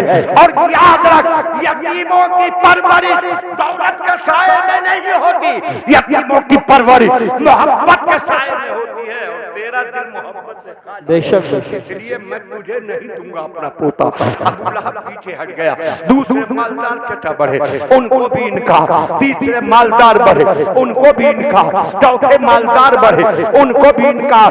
इस तरह 10 मालदार एक एक करके बढ़ते रहे और अब्दुल मुत्तलिब सबको इनकार करते रहे। और जब 10 मालदारों को इनकार कर दिया तो 11 गरीब चचा अबू तालिब आगे बढ़े थे, आंख में आंसू भरे हैं। मेरे अब्बा आप जानते हैं मुझे अपने इस भतीजे से कितनी मोहब्बत है, आप जानते हैं मैं इसे कितना प्यार करता हूँ। मैं गरीब जरूर हूँ मगर मैं वादा करता हूँ रब्बे काबा को गवाह बनाकर मैं आपके वादा करता हूँ कि मेरे बच्चे भूखे सो जाएं मगर आमना के लाल को भूखा नहीं सोने दूंगा। मैं वादा करता हूँ मेरे बच्चे फटे कपड़े पहन ले मगर अब्दुल्ला के शहजादे को अच्छे कपड़े पहनाऊंगा। मैं वादा करता हूँ अपने बच्चों को नंगी जमीन पर लिटा दूं, मगर आमना के शहजादे को बिस्तर पर लिटाऊंगा। अब्बा मुझे दीजिए मेरा ये भतीजा अपनी जिंदगी निछावर करके भी इसको आराम और सुकून। अबू तालिब दामन फैलाए खड़े हैं। हजरत अब्दुल मुत्तलिब ने देखा, फरमाया बेटा अबू तालिब मैं जानता हूँ तुझे अपने भतीजे से बहुत मोहब्बत है और मैं ये भी जानता हूँ तू जबान का बहुत पक्का है, जो वादे कर रहा है वो पूरे करेगा। मगर मेरे बेटे मैं जानता हूँ तेरे घर में बहुत गरीबी है, बहुत तंगी है, तेरे बच्चों का पेट नहीं भर पाता, एक बच्चा और तेरे हवाले कर दिया जाए तो तेरे बच्चों की तंगी और बढ़ जाएगी। ये भी तो मुझे गवारा नहीं कि मैं एक पोते के लिए और पोते पोतियों को तंगियों में डालूं, इसलिए ऐ अबू तालिब मेरा दिल तुझे भी देना गवारा नहीं करता। 11 बेटे बोल उठे अब्बा, आपने तो 11 को इनकार कर दिया, अब आखिर इसका नतीजा क्या होगा, फिर ये बच्चा किसके हवाले होगा। हजरत अब्दुल मुत्तलिब ने सबसे निगाहें फेरी और अपने पोते की तरफ मुतवज्जे हो गए। ए मेरे दिल के करार, ए मेरी आंखों की ठंडक, ए मेरे अब्दुल्ला की निशानी, ऐ आमना के शहजादे मैं दुनिया से जा रहा हूँ और जाने से पहले तुझे तेरे इन चचाओं में से किसी एक के हवाले करना चाहता हूँ, मगर मेरी अक्ल फैसला नहीं कर पा रही कि किसके हवाले करूँ। और मैं जानता हूँ मैं बूढ़ा हूँ, तू बच्चा है, बूढ़े की अक्ल तजर्बेकार होती है और बच्चे की अक्ल नातजर्बेकार होती है। जहाँ बूढ़े की अक्ल नाकाम हो जाए, बच्चे की अक्ल क्या काम देगी। मगर मैंने तुझे पैदाइश से अब तक देखा है, मैंने तुझे पालने में देखा, मैंने तुझे हलीमा के घर से आया तब देखा, मैंने तुझे इन 2 साल में देखा और मैं यकीन से कहता हूँ कि बेशक और बच्चों की अक्ल नाकारा होती है, मगर अल्लाह ने तुझे बचपन में अक्ल की वो बुलंदी अता फरमाई है कि जहाँ बूढ़ों की अक्लों के चिराग बुझ जाए वहाँ तेरी अक्ल का चिराग जलता नजर आता है। मेरी अक्ल धोखा खा सकती है मगर तेरी अक्ल धोखा नहीं खा सकती, इसलिए मेरे शहजादे फैसला मैं तेरे हवाले करता हूँ। ये तेरे 11 चाचा तेरे सामने हैं, इनमें से तू जिसके सीने से लग जाए, जिसकी गोद में बैठ जाए, मैं तुझे उसके ही हवाले कर दूंगा। फैसला तू खुद फरमा दे। अल्लाह अल्लाह अल्लाह अल्लाह या अल्लाह, फैसला सरकार के हाथों में है। 8 साल की उम्र पाक, 11 चचा, 10 तरफ दौलत, एक तरफ गुर्बत, और जब फैसला सरकार के हाथ में आया तो दुनिया की सारी निगाहें लग गई थी सरकार की तरफ। देखें अब्दुल्ला का शहजादा क्या फैसला करता है, किसके हक में फैसला करता है। सरकार ने एक एक करके सारे चचाओं को देखा, 10 तरफ दौलत ने आवाज थी, ऐ अब्दुल्ला के बेटे अगर ऐशो आराम चाहिए हमारे पास आओ, अगर अच्छे खाने चाहिए हमारे पास आओ, अच्छा लिबास चाहिए हमारे पास आओ, अच्छे बिस्तर चाहिए हमारे पास आओ, मन मांगी चीजें चाहिए हमारे पास आओ, ख्वाहिशों की तकमील चाहिए हमारे पास आओ, आरज़ुओं की तामील चाहिए हमारे पास आओ। एक तरफ दौलत अपनी बहार दिखा रही है और प्यार की तरफ गरीबी बिलक बिलक कर इल्तिजाएं कर रही है। ऐ आमना के लाल, सदियों से गरीबी को कुचला जा रहा है, सदियों से गरीबी को मसला जा रहा है, सदियों से गरीबी को रौंदा जा रहा है, सदियों से गरीबी को मिटाया जा रहा है। गरीबी को आपका ही आसरा था, अगर आज आपने भी गुर्बत को ठोकर मार दी, गरीबी को ठुकरा दिया तो कयामत तक गरीबी के सर पर हाथ रखने वाला कोई नहीं आएगा, कयामत तक गरीबी को सीने से लगाने वाला कोई नहीं आएगा। या आमना के शहजादे इन दौलतमंदों को अपनी दौलत पर नाज है और गरीबी को आपकी रहमत पे नाज है। अपनी रहमत से गरीबी को सहारा दे दीजिए। ये गुर्बत की इल्तिजाएं हैं, गरीबी बिलक रही है, गरीबी तड़प रही है और सारी दुनिया की निगाहें लगी है कि फैसला किसके हक में होगा। सरकार उठे थे, कल पहले 10 मालदार चचाओं को देखा और फिर 11 में गरीब चचा पर नजर डाली और लपक कर सरकार गरीब चचा अबू तालिब के सीने से लग गए और दुनिया को बता दिया कि सारी दुनिया दौलत के पीछे भागती है और अल्लाह का महबूब गरीबी को अपने सीने। नारे तकबीर, नारे रिसालत, नारे गौसियत, मसलके आला हजरत, फैजान आला हजरत, हजरत अल्लामा मुख्तार अहमद साहिब क़िबला, जश्न ईद मिलादुन नबी। सुभान अल्लाह, सुभान अल्लाह। सोचो ईमान वालों, सोचो, पैदा होते ही गरीबी पर रहमतों की कितनी बारिश है। परवरिश के लिए गरीब दाया को पसंद किया और फिर चचाओं में गरीब चचा अबू तालिब को पसंद करके गरीबी को कयामत तक इज्जत से जीने का मौका। बेशक ऐसा नहीं कि दौलतमंदों पर उनकी रहमत ना हो, बेशक दौलतमंदों पर भी उनकी रहमत, गरीबों पर भी उनकी रहमत, और गरीब दौलतमंद क्या सारी कायनात पर उनकी रहमत, दोस्तों पर उनकी रहमत, दुश्मनों पर उनकी रहमत, दुश्मन भी दुनिया में उनकी रहमत से महरूम नहीं। आला हज़रत इमाम अहले सुन्नत इमाम अहमद रज़ा फरमाते हैं, नदी उसने तुझको मोहलत दी कि इस आलम में है काफिरों मुर्तद में भी रहमत रसूलुल्लाह। बेशक सब पर उनकी रहमत है, मगर गरीबों पर खुसूसियत के साथ रहमत है। गरीबों को ऐसा नवाजा, गरीबों को ऐसा नवाजा कि जिन गरीबों को पैरों तले कुचल कर रखा जाता था, वो गरीब इज्जत की मसनद पर तशरीफ फरमा। बेशक ऐसा नवाजा गरीबों को, ऐसा नवाजा कि सरकार की नवाजिश की एक अमली तस्वीर। इरशाद। ज़बानी दावे तो अलग होते हैं, लीडर लोग गरीबों की हमदर्दी के नारे लगाते हैं और इलेक्शन के टाइम तो खास तरीके से गरीबों की हमदर्दी जाती है, मगर ये सिर्फ ज़बानी दावे। एसी में रहने वाले गरीब अपनी झोपड़ी में कैसे गुजर करता है, कैसे समझेंगे। आओ मेरे रसूल की इस अजमत को देखो कि गरीबों से कैसी अमली हमदर्दी फरमाई। एक दिन जब आप मदीना मुनव्वरा में थे, जब मुसलमानों के सामने फुतूहात के दरवाजे खुल रहे थे, और उस वक्त में हजरत उमर सरकार के हुजरे में आए, इजाजत ली, सरकार ने इजाजत दी, हुजरे में दाखिल हुए। सरकार काहे पर लेटे थे? एक गद्दे पर नहीं, कालीन पर नहीं, हाँ जिस नबी की रहमत के सदके हमें अच्छे अच्छे बिस्तर मैसर है, हम कालीनों पर चलते हैं, हम गद्दों पर लेटते हैं, कितने आराम से बिस्तरों पर जिंदगी गुजारते हैं। वही अल्लाह का महबूब खजूर की चटाई पर तशरीफ फरमा। बेशक और सिर्फ तहमद शरीफ बांधे थे, ऊपर के जिस्म पर कोई कपड़ा न था। हजरत उमर दाखिल हुए, लेटे हुए थे। उमर आए तो सरकार उठकर बैठ गए और चटाई पर एक तरफ हजरत उमर के लिए जगह खाली कर दी। ध्यान दो मुसलमानों, दुनिया ने कहा था सरकार उमर तो आपके गुलाम हैं, ऐ आका उमर को तो जूतों की जगह बिठा देते, तो उमर जिंदगी की मेराज समझते। आप इनके लिए उठकर बैठ गए और जगह खाली की, इतनी जहमत क्यों की? तो मेरे आका के किरदार ने कहा था, मैं इसलिए उमर के लिए उठा हूं कि कल अगर कोई मालदार उम्मती अपने बिस्तर पर पांव फैलाए लेटा हो और कोई गरीब आ जाए तो वो फिरौन बना हुआ लेटा न रहे, बैठकर उसी गरीब के लिए उसी बिस्तर पर उसी पर बिठाए। ये मेरी सुन्नत हो जाए, इसलिए मैं बैठा हूँ।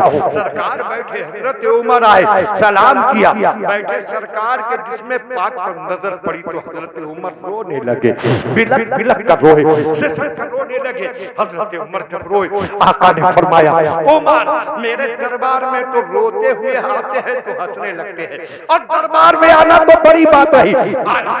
इमाम अहले सुन्नत इमाम अहमद रज़ा फरमाते हैं, उनके निशान कोई कैसे ही रंज में हो, जब याद आ गए हैं सब गम भुला दिए हैं, उनकी याद गमों को भुला देती है। मगर उमर तो मेरे दरबार में आकर रोने लगे। कहा सरकार मैं आपके जिस्म पाक को देखकर रो रहा हूँ। फरमाया क्या देख लिया मेरे जिस्म पर? सुनो मेरे सरकार की उम्मत के लोगों, सुनो कलमा पढ़ने वालों, सुनो ईमान वालों, सुनो हज़रत उमर क्यों रोए थे? सरकार ने फरमाया उमर मेरे बदन पर क्या देख कर रोए? अर्ज किया आका आपकी मुकद्दस पीठ पर खजूर खजूर के चटाई के निशान बने हुए हैं। मेरे आका मैंने देख कर रो रहा हूँ कि अल्लाह के दुश्मन कैसर और किसरा ईरान और रूम के बादशाह कैसे नर्म गर्म बिस्तरों पर लेटते हैं और अल्लाह का महबूब इस खजूर की चटाई पर लेटा है, पूरे जिस्म पर निशान छपे हुए हैं। आया अब मुझे इजाजत दे तो मैं एक गद्दा बनाकर खिदमत में पेश कर दूं। इरशाद फरमाया उमर, क्या समझते हो मैं मजबूरी को पर लेटता हूं? मैं इशारा कर दूं तो मेरे लिए जन्नत के बिस्तर चले आए, मैं हुक्म कर दूं तो पूरी जमीन नर्म बिछौना बन जाए। मगर मैंने ये इसलिए पसंद किया है कि कल मेरी उम्मत में मालदार भी होंगे, गरीब भी होंगे। गरीब दिन भर की मेहनत करके थका हारा पसीने में नहाया अपने घर वापस आएगा, उसका जिस्म टूट रहा होगा, दर्द से बंद बंद दुख रहा होगा, रूखी सूखी खाकर जब वो लेटेगा तो उसके पास बिस्तर भी सलामत न होगा। टूटी चटाई पर वो लेटेगा कि उसकी नजर सामने मालदार की बिल्डिंग पर चली जाएगी, उसके महल पर जाएगी। वो सोचने लगेगा या अल्लाह मेरे पास इस टूटी झोपड़ी भी सलामत नहीं है और इसका इतना आलीशान महल, इसके पास जितने बिस्तर बेमसरफ और बेफायदा पड़े होंगे ऐसे बिस्तर मुझे देखने को भी नहीं मिलते। मेरी चटाई भी सलामत नहीं है, ये खाने फेंक देता है, मुझे सूखी रोटी भी पेट भर नहीं मिलती। जब वो दोनों का मुकाबला करेगा तो उसका दिल बैठने लगेगा, उसका हौसला टूटने लगेगा, उसकी आंखों में आंसू भर आएंगे। मैंने ये जिंदगी इसलिए पसंद की है कि जब मेरे गरीब उम्मती का हौसला टूटने लगे, जब उसकी हिम्मत जवाब देने लगे और जब वो मायूसी का शिकार होने लगे तो उस वक्त मेरी सीरत उसे आवाज दे कि ऐ मुसलमान, एक गरीब मोमिन, तूने पड़ोसी की इमारत तो देख ली मगर अपने नबी की सीरत नहीं देखी। एक गरीब मुसलमान खुश हो जा कि सामने वाले के पास मानो दौलत है और तेरे पास तेरे नबी की सुन्नत है। जब वो मेरी चटाई को देखेगा तो उसका हौसला मजबूत हो जाएगा, उसका दिल मजबूत हो जाएगा। इसलिए मैंने ये पसंद किया है। जरा सोचिए उस रसूल पाक ने गरीबों पर कैसी रहमत फरमाई कि गरीबों का हौसला बरकरार रखने के लिए आका ने वो गुर्बत भरी जिंदगी इख्तियार की और आखिर में गरीबों से प्यार का रसूल कौनैन का एक इरशाद मैं और सुनाऊं, लेकिन दिलचस्पी है तो अपने आका के नाम पर मिलकर बोल दीजिए सुभान अल्लाह। सुभान अल्लाह, सब मिलकर बोलिए सुभान अल्लाह। माशाअल्लाह सो नहीं रहे, डूब कर बेशक। फिर एक बार बोलिए सुभान अल्लाह। सुभान। आइए देखें, एक वक्त वो था जब मुसलमान मक्के से मदीना शरीफ आए, बड़ी गरीबी का जमाना था, सब कुछ मक्के में छोड़ दिया था, माल मक्के में रह गया, जायदाद मक्के में, मकान मक्के में, सब कुछ मक्के में, खाली हाथ चले आए। बस आका ने हुक्म दिया वतन छोड़ो मदीना चलो, तो फिर उन्होंने न माल देखा, न दौलत देखी, न जायदाद देखा, न दिल का कोई अरमान देखा, सिर्फ अपने नबी का फरमान। बेशक चले आए, बड़ी तंगी, एक एक महीना तो सरकार के घर में धुआं नहीं होता था। सोचो, खाना पकता ही नहीं था। आप सोचेंगे फिर गुजर सिर्फ खजूर और पानी पर गुजर होती, ज्यादा में ज्यादा सत्तू को पानी में घोला पी लिया बस। एक एक महीना मुसलमान बड़ी गरीबी और तंगी में थे, इतनी बड़ी तंगी, इतनी बड़ी गुर्बत कि एक दिन सरकार मस्जिद में तशरीफ लाए। थोड़ी देर में हजरत अबू बकर आ गए। आका ने फरमाया अबू बकर इस वक्त तुम मस्जिद में कैसे आए? जानते हो आप अबू बकर मक्के के सबसे बड़े बिजनेसमैन थे, सबसे बड़े तिजारती, दूसरे मुल्कों मुल्क शाम वगैरह से आए हुए माल के 12-12 गोदाम रहते थे, सबसे बड़े बिजनेसमैन थे। मगर आप अपना सब कुछ छोड़कर इस तरह मदीने आए थे कि आका ने पूछा अबू बकर इस वक्त मस्जिद में कैसे आए? कहने लगे या रसूल अल्लाह अखरजनिल जुओ मिनल बैत, सरकार भूख से परेशान होकर घर से निकला, आका खाने को कई वक्त से कुछ न मिला तो सुकून की तलाश में मस्जिद में आ गया हूँ। अभी उनकी बात खत्म हुई थी कि हजरत उमर भी आ गए। सरकार ने फरमाया उमर तुम इस वक्त मस्जिद में कैसे आए? उमर भी मक्के के मालदार लोगों में शुमार होते थे, सफ़े अव्वल के मालदारों में। मगर आज कलेजा फटता है ये पढ़कर और सुनकर कि हजरत उमर से जब आका ने पूछा तो हजरत उमर ने भी यही जवाब दिया, या रसूल अल्लाह अखरजनी मिनल बैत, सरकार भूख से परेशान होकर घर से निकला हूं। हाय रे, जरा देखिए वो मक्के के बड़े बिजनेसमैन थे, मक्के के बड़े मालदारों में थे, सब कुछ छोड़कर आकर हुक्म मदीना इस तरह आए हैं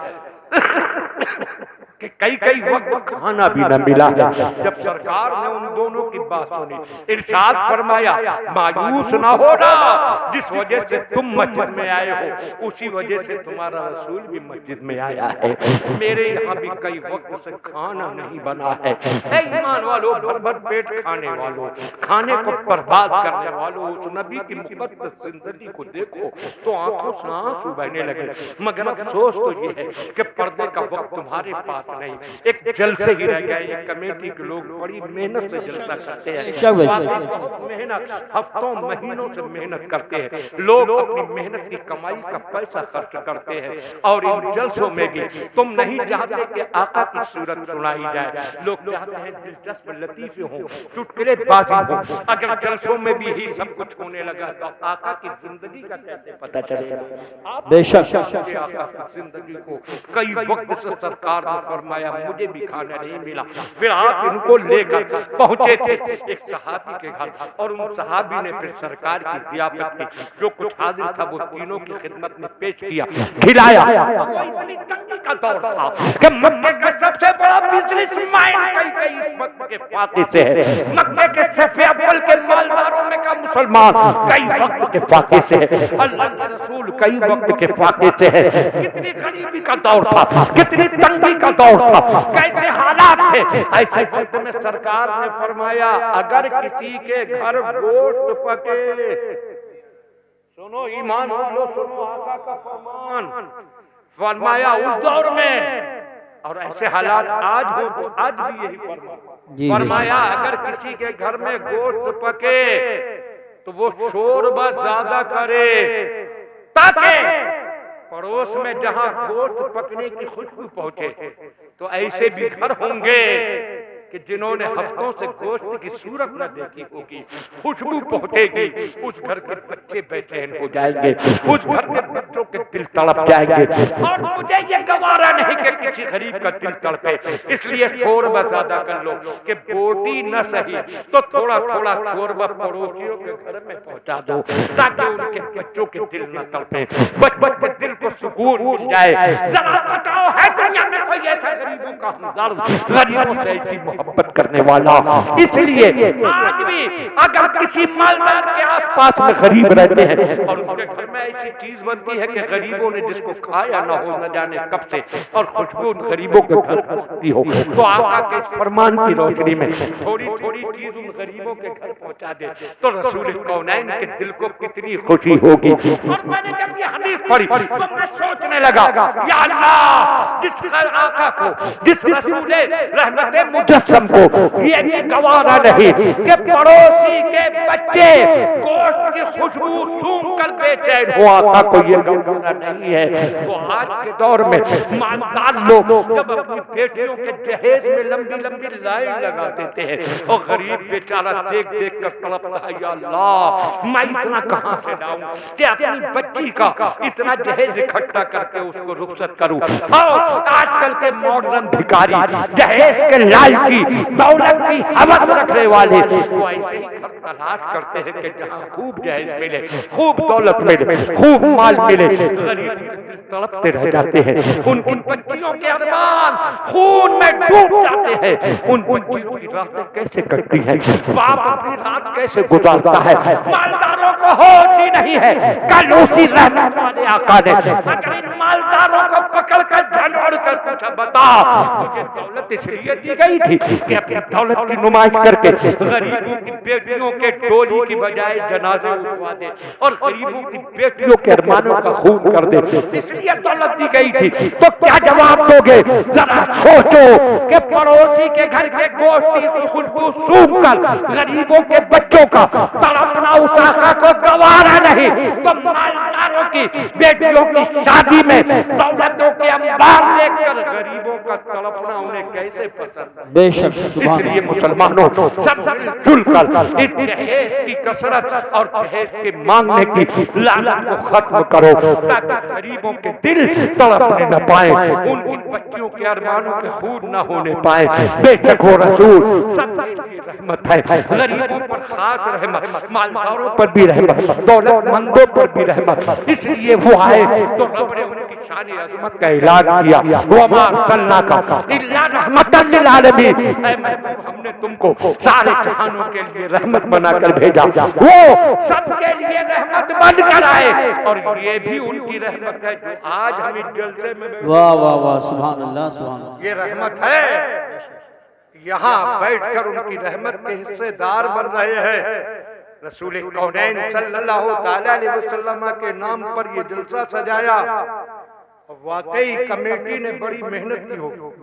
अल्लाह इनके हौसलों को मजबूत करे, और आप लोग भी अपना आराम छोड़ कर आए। तो मैंने कोशिश की कि सरकार की मुकद्दस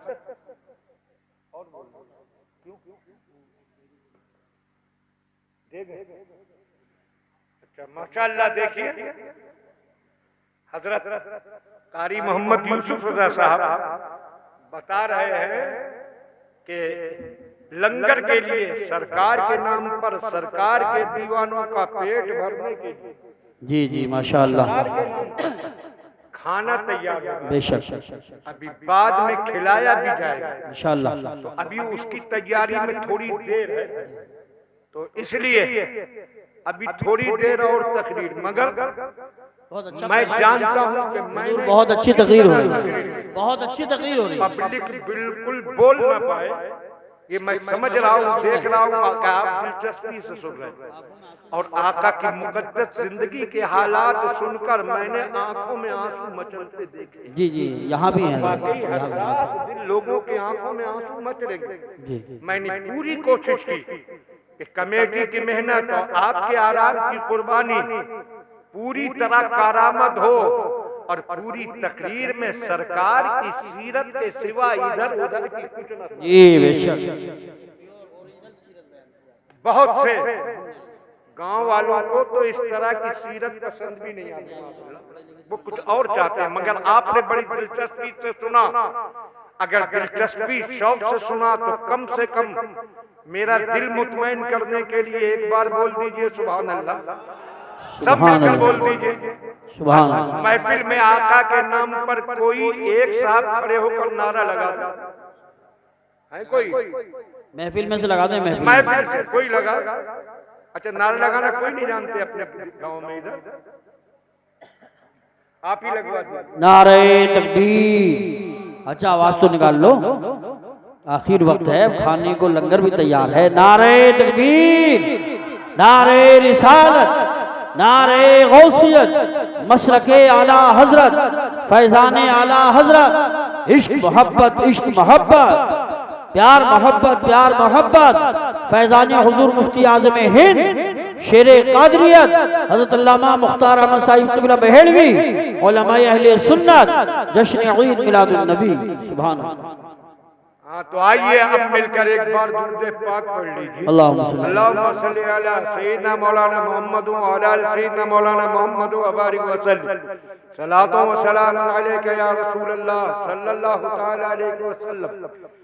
तो कभी आप सोचें कि सरकार ने गरीबों से मोहब्बत हमदर्दी का जो अमली सबक दिया, आज दौलतमंद अपनी दौलत के जरिए गरीबों के अरमानों का जो खून कर रहे हैं, सरकार के दिल पर उससे क्या गुजरती होगी। आज आपको ख्याल है कितने गरीबों की बेटियां नौजवानी की मंजिल से जवानी में पहुंची, जवानी से बुढ़ापे की दहलीज पर पहुंच गई।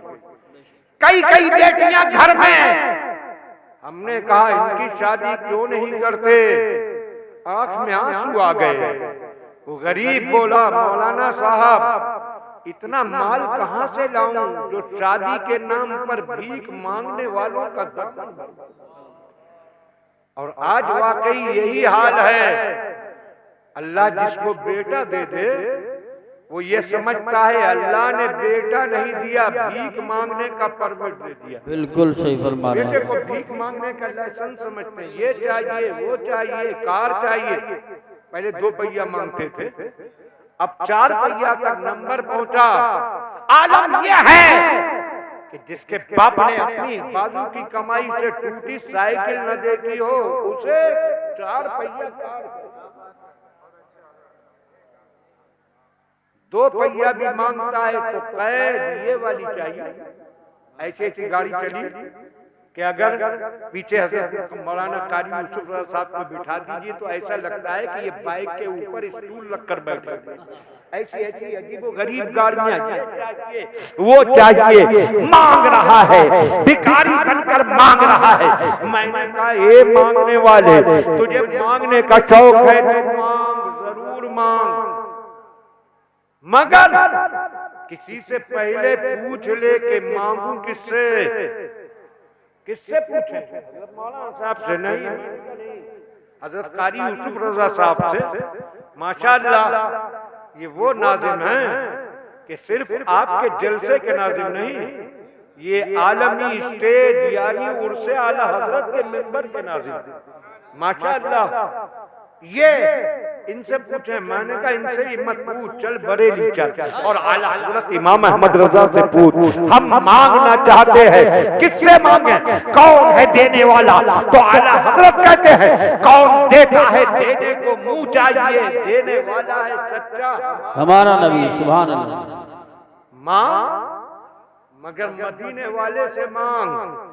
और मदीने वाले से मांगने की बात आई तो आला हज़रत ने सीना ठोक कर कहा मांगेंगे, मांगे जाएंगे। वाह वाह वाह आला वाह, हज़रत सुभान अल्लाह। मांगेंगे। ये वहां भी देवबंदी फतवा देते हैं अल्लाह के अलावा और से मांगना शिर्क है, जबकि खेत से आता है तो बीवी से खाना मांगता, और अगर मजदूरी करने जाता है तो शाम को मालिक से मजदूरी मांगता है, तब भूल जाता है कि अल्लाह के अलावा और से मांगना शिर्क है। बेशक अल्लाह ने अपने नेक बंदों को ये ताकत अता फरमाई है कि मालिक हकीकी तो खुद परवरदिगार है, मौला वही मालिक हकीकी है, लेकिन अपने प्यारों को ऐसी ताकत अता फरमाई कि मांगने वाले मांगते जाएं, वो झोलियां भरते। बेशक बेशक, सुभान अल्लाह हजरत कहते हैं मदीने वाले से क्यों ना मांगेंगे, मांगेंगे। चाहे किसी का कलेजा फटे, चाहे कोई फतवा लिखे, कुछ करे, मगर मांगेंगे। दुनिया ने कहा ये अहमद रज़ा सिद्दी आदमी है, मानेगा नहीं, मगर 2-4 बार मांगेगा और फिर चुप कर बैठ जाएगा। मगर आला हज़रत ने कहा नहीं, हम 2-4 बार मांग कर बैठने वाले नहीं, मांगेंगे, मांगे जाएंगे। आला हज़रत कहते हैं कि जिंदगी की आखिरी सांस तक मांगे जाएंगे, मांगेंगे, मांगे जाएंगे। हर सांस उनसे मांगेंगे, हर लम्हा उनसे मांगेंगे, हर मोड़ पर उनसे मांगेंगे, हर मंजिल पर उनसे मांगेंगे। ठोकर लगेगी दस्तगीरी मांगेंगे, मुसीबत आएगी मुसीबत से रिहाई मांगेंगे, मुश्किल पड़ेगी मुश्किल कुशाई मांगेंगे, बीमारी सताएगी शिफा यादी मांगेंगे, मौत का वक्त आएगा चेहरे का दीदार मांगेंगे, खबर में पहुंचेंगे तो जवाब सही सवालों के सही जवाब तौफीक मांगेंगे। हश्र के मैदान में धूप सताएगी तो दामन का साया मांगेंगे, प्यास कर पाएगी तो जब कौसर मांगेंगे, नेकियां कम रह गई तो शफाअत मांगेंगे, पुल सिरात से गुजरेंगे तो दस्ते करम का सहारा मांगेंगे, और जन्नत में पहुंचेंगे तो कदमों में। सुभान अल्लाह, सुभान अल्लाह, वाह वाह वाह। मांगेंगे, मांगे जाएंगे, मुंह मांगी पाएंगे। सरकार में न ला है न हाजत अगर की है, मांगना है तो मदीने वाले से मांग, मगर ये मांगता है ससुराल वालों से और नहीं जानता इस मांगने से आका के दिल को कितनी तकलीफ होती होगी, और ये भी नहीं जानता इस मांगने की लानत ने हमारे समाज का हाल क्या करता। आप नहीं पढ़ते, आप नहीं देखते, हम तो सिर्फ अखबार तक हैं। आप लोग तो नेट पर भी न्यूज पढ़ते देखते होंगे, हमारे घरों की कितनी बेटियां गैरों के जाल में फंसकर इस्लाम छोड़कर मुर्तद हो रही। रोज घर घर इस बात की खबरें पहुंच जाती हैं, मोबाइल हर हाथ में है। आज यहाँ की बेटी गई, आज वहां की गई, अपने इलाके में अपने इलाके की, और जगह और इलाकों की, पूरे मुल्क के आंकड़े इकट्ठे करें तो कलेजा फट जाए। कितनी लड़कियां जा रही हैं, क्यों जा रही हैं? कभी सोचा सिर्फ ये